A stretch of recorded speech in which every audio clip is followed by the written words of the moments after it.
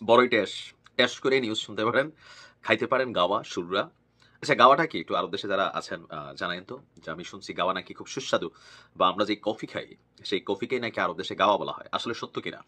তো যাই হোক, যে নিউজগুলোর জন্য আপনারা অপেক্ষা করছেন, যে কাতারে যে ধুসাই ফেললো, হ্যাঁ, তো এই ঘটনার পরে আমরা হামসি তুমসি নানান প্ল্যান পরিকল্পনা দেখছি। ওই যে ছোটবেলায় একটা গল্প পড়ছিলাম যে একটা বিড়াল প্রতিদিন এসে ইঁদুর শিকার করতো।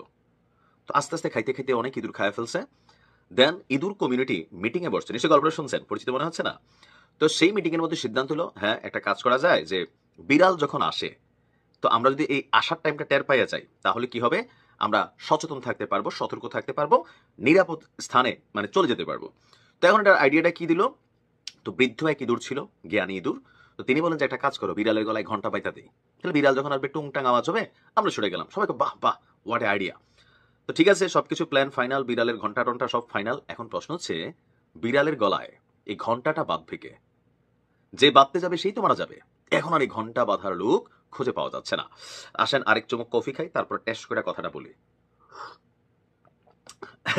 আমাদের আরব রাষ্ট্রগুলোর যে মিটিং হচ্ছে, মিছিল হচ্ছে, কফি আমি খাচ্ছি, তারা গাওয়া খাচ্ছে, সুররা খাচ্ছে, তারপর খবুজ খাচ্ছে। তো এই ২-৩ দিনের আলোচনার ফাইনাল রেজাল্টটা যেটা হইলো, ইসরায়েলের বিরুদ্ধে ব্যবস্থা নেওয়া হবে। এখন এই ব্যবস্থা নেওয়ার জন্য বিড়াল, বড় বিড়াল আমেরিকারে তারা দায়িত্ব দিতে চায়। কোনটা? যে আপনারা দুর্নীতি বন্ধ করেন। একদিকে আমাদের এখানে আপনারা পিরিতির কথা বলবেন, অপরদিকে ইসরায়েলকে আপনারা সেই সার্টিফিকেট দিয়ে রাখবেন যে তোমরা যখন যেটা দরকার সেটা করতে পারো। আবার আমরা রাগ করলে আমাদের সামনে একটু বকাটকা দিবেন, ধমক দিবেন। এই যে দুর্নীতি, এটা পরিহার করেন। তো সব আরবিরা মিললে এখন কি একটা সিদ্ধান্ত হয়েছে? ইরাক প্রস্তাব দিছে, ইরানও প্রস্তাব দিছে, মিশরও প্রস্তাব দিছে। তবে আমি মনে করি ইরান যেটা দিছে, দ্য রিয়াল হিরো। ইরানের প্রস্তাবটা যেটা দিছে, ইরানের নেতৃত্বে যদি কোনো টিম গঠন করা হয়, আমি সেটার পক্ষে। কিন্তু এছাড়া বাকি যেগুলো আছে, সবগুলাই কিন্তু মধ্যপ্রাচ্যের কি মানে সুতা ধরে যারা ঝুলে আছে তারা। তো তাদের উপর আমার কোনো ভরসা নাই। যদি ইরান দায়িত্ব নেয়, দেন ঠিক আছে, এটা হবে কার্যকরী একটা টিম।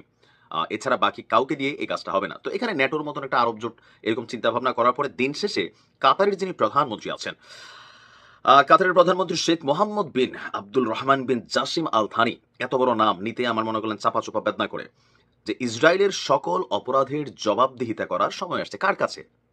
মানে ইসরায়েল কার কাছে জবাবদিহি করবে? সেই সঙ্গে দ্বিমুখী নীতি পরিহার করে আন্তর্জাতিক সম্প্রদায়ের প্রতি আহ্বান জানিয়েছেন, মানে আমেরিকার প্রতি। কাতারের অভিযানের পর যে শীর্ষ সম্মেলন হচ্ছে, সেখানে তিনি বলছেন আরব এবং মুসলিম দেশগুলো কাতারের উপর ইসরায়েলের যে অভিযান ছিল সেটার নিন্দা জানিয়েছে, এবং দোহার সার্বভৌমত্ব রক্ষার জন্য যে পদক্ষেপ নেওয়া হবে তাতে তারা সমর্থন জানাবে। মানে আমরা বিড়ালকে প্রটেস্ট করব না, আমরা যেন নিজেরা সাবধান থাকতে পারি, বিড়াল আসলে টের পাই, সেই কারণে আমরা আমাদের রাষ্ট্রটাকে নিরাপদ করব। তো কার মেশিন দিয়া করবে? এখন কাতার যদি মনে করে দোহার নিরাপত্তা দরকার আর একটা অভিযানের আগে, তো তাদের এয়ার ডিফেন্স সিস্টেম দরকার, আকাশ প্রতিরক্ষা সিস্টেম দরকার, আরো অনেক কিছু লাগবে। তো এদিকে আরব দেশটা বানায়, বানায় কিনা? বানায় ধরেন আমেরিকা, রাশিয়া, ইউরোপীয় ইউনিয়ন।